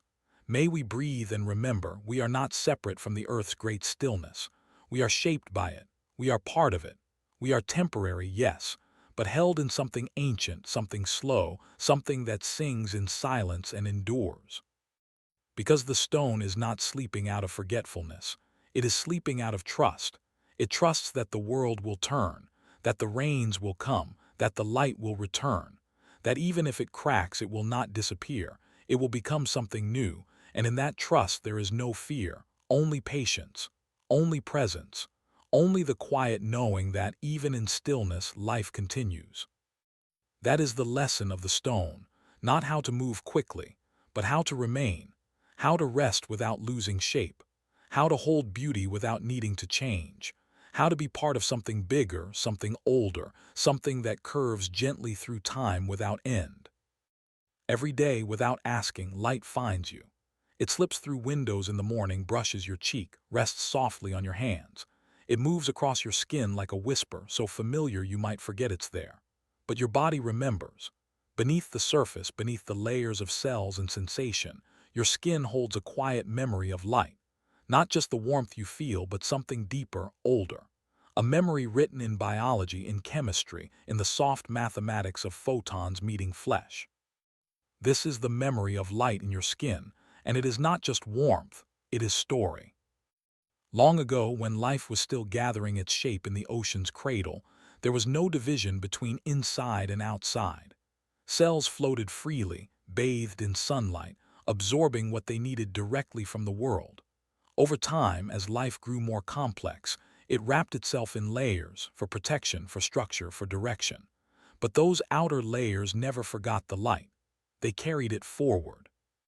And when skin emerged, our thin, living barrier between world and self, it brought with it that original memory. Light is not the enemy. Light is the beginning. Your skin does more than hold you together. It listens, it senses, it sees in its own way. Deep within its layers are receptors tuned to light, not the kind that forms images, but the kind that speaks in wavelengths and rhythms. Sunlight touches your skin and your body knows what time it is. It begins to release signal, gentle instructions to wake, to warm, to move. This is not thought, it is response. It is a language without words, spoken every dawn between the sun and your cells. And then there is vitamin D, a chemical made from sunlight, not eaten but formed. When ultraviolet light kisses the skin, it begins a transformation, a molecular unfolding. Cholesterol becomes cholecalciferol. The body starts to build what it needs for bone, for strength, for immunity. You carry the sun inside you, not just metaphorically but chemically.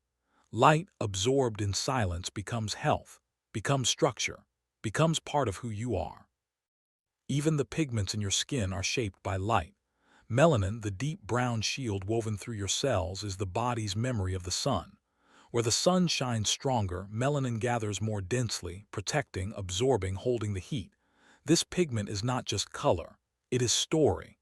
It is adaptation. It is the body's quiet agreement with the environment. I will remember what touched me. I will prepare for what may come. And light, for all its softness, can also harm. Too much too quickly and the balance shifts. The skin reddens, tightens, burns, but even in that there is memory. The body responds, repairs, replenishes. Cells divide to replace what was lost.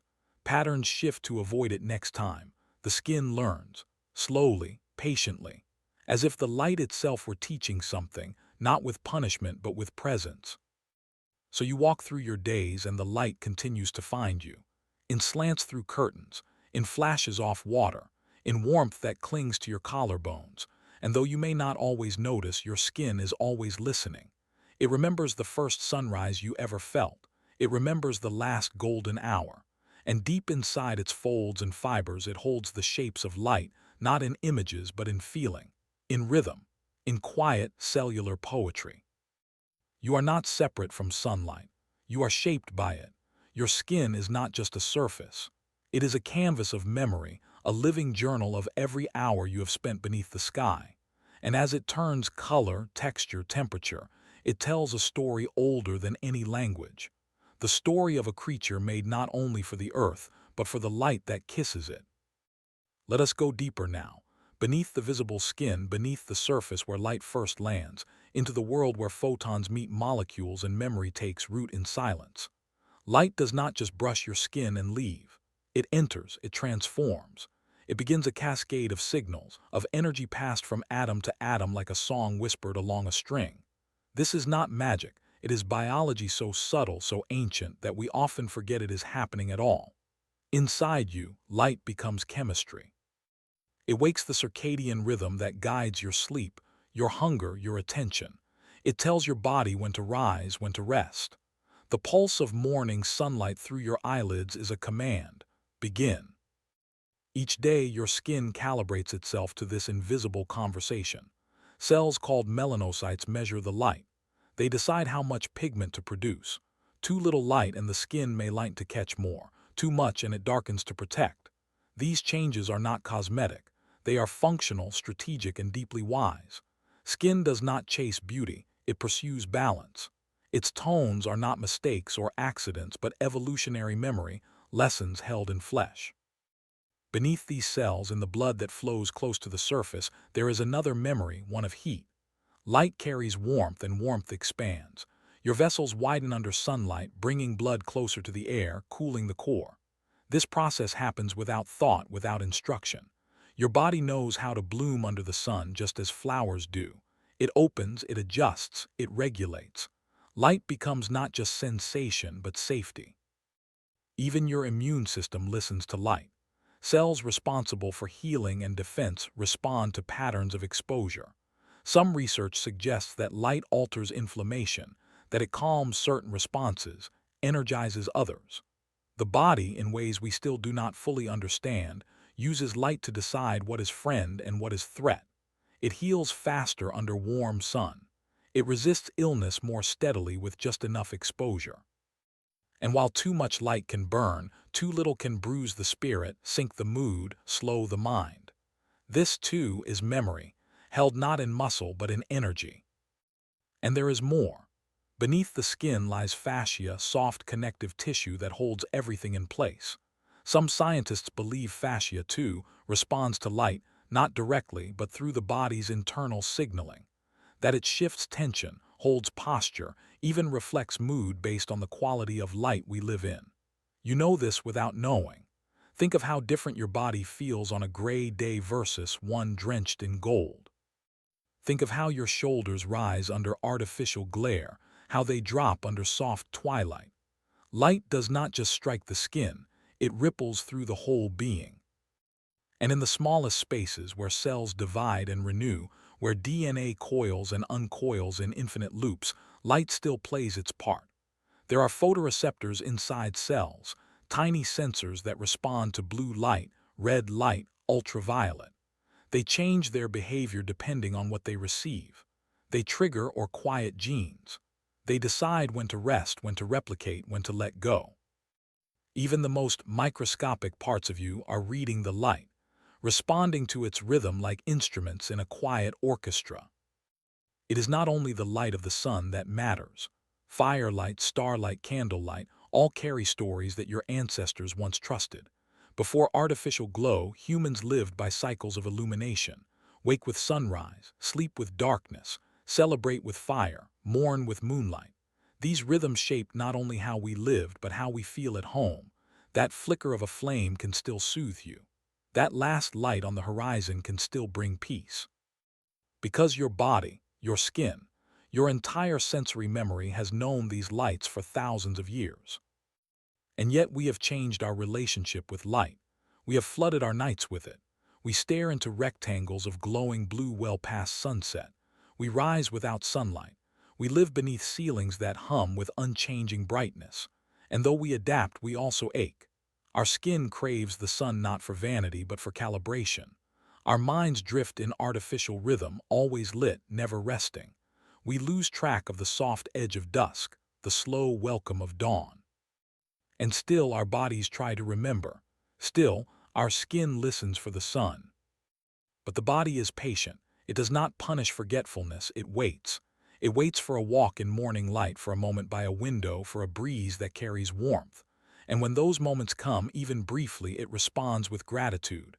Muscles soften, breath deepens, eyes close not to shut out light but to feel it more fully. The body remembers the shape of natural rhythm. It does not need much. Just a little light, just enough to remind the skin of who it is. This is the poetry of light in your body, that it asks for nothing, yet gives everything, that it speaks in a language your cells have never forgotten, that even as you rush through artificial hours, your skin holds steady, waiting for that one beam of sunlight, that one opening in the clouds, that one quiet morning where light touches your shoulder and you, without knowing, begin to heal. As evening approaches and the sun lowers itself gently beyond the horizon, the light begins to soften. It no longer strikes, it brushes. It no longer commands, it invites. This golden light, often called the magic hour, does something subtle to the skin. It lengthens shadows, smooths imperfections, turns every surface warm and whole. You may not notice it directly, but your body does. Your skin relaxes. Your breath slows. The day begins to close not with finality, but with a quiet folding, like pages turned carefully before sleep. This is light's farewell, not an ending but a pause. And your skin, always listening, always remembering, receives it as a blessing. Even in darkness, the memory of light remains. Afterglow lingers in the tissues. The rhythms it set during the day continue into night. Your pineal gland, buried deep in the brain, responds to fatting light by releasing melatonin, a gentle chemical that slows the mind, soothes the heart, prepares the body for rest. This is not just a mechanical switch. It is a slow unwinding, a gentle descent into softness. The light, though gone from the sky, still moves within you, reminding each part of you to rest in time, to fold into the deep rhythm of the earth's turning. Your skin, too, uses this time to renew. While you sleep, cells divide more quickly, repairs are made, damage from the day, UV exposure, dryness, strain is mended in silence. The body, under cover of darkness, becomes its own caretaker, and it does so following the instructions left by light. Signals planted like seeds throughout the day now bloom in the quiet hours.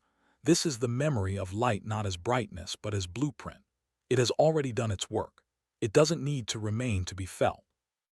And when morning comes again, the cycle begins anew. Even before your eyes open, even before your thoughts rise to the surface, your skin is already noticing the shift, the change in tone, the warmth in the air, the return of light. You stretch, you breathe, and in that breath your skin begins once more to listen. It calibrates, it responds, it remembers. This is the circle you live in. Not just day and night, but attention and absorption, light and rest, input and reflection. There are places in the world where sunlight is rare. Far northern winters, high mountain valleys, deep forest floors, and in those places bodies adjust. Skin becomes pale to catch more light. Eyes become wider to gather what they can. People rise slowly, move deliberately, nest into their homes. And when the sun finally returns, when it floods the room in gold after weeks of gray, it is met with awe, with reverence, with a kind of joy so primal it cannot be faked. Light returns and the skin rejoices. Not loudly, but completely. And in other places, near the equator, beneath harsh skies, the light is constant, intense, generous, and dangerous all at once. Here, skin becomes rich with pigment, deep with melanin. It reflects and absorbs with wisdom. It shields and cools. It remembers the sun not as rarity, but as abundance to be danced with carefully. And it does this without ego, without drama. Just pure adaptation, pure partnership with light. All across the world, bodies tell the story of the sun. Every variation in tone, in thickness, in response, is a reflection of light's presence or its absence, of its constancy or its fleeting gift. There is no hierarchy here, no better or worse, only difference shaped by memory, only diversity drawn by the paintbrush of light. And so, wherever you are, your body is holding onto light in ways you cannot see, in freckles, in scars, in the way your arm warms before your chest, in the tilt of your head toward the sun on cold days, in the windows you choose to sit beside. These are not coincidences. They are instinct. They are ancient. They are the body's quiet way of saying, I remember the sun. Light, after all, is not something we own. It is something we move through, something that blesses without asking, that gives and leaves and gives again. And our skin, this remarkable, gentle boundary between inner and outer world, is the page upon which that gift is written. It does not cling to light. It dances with it. And even when it lets go, the shape of the dance remains. So let your skin be kissed by light. Let it listen. Let it carry what it learns. Do not rush from shadow to glare. Pause in the in-between, in the soft mornings, in the golden evenings, in the dappled light under trees. That is where the body feels most at home. That is where memory becomes meaning. And as the light fades once more, as night settles again on the curve of the world, know this. You are not separate from the stars or the sun or the firelight flickering in ancient caves. You are part of that story, part of that rhythm. Light does not just shine on you. It lives within you. And your skin, faithful and quiet, remembers every touch.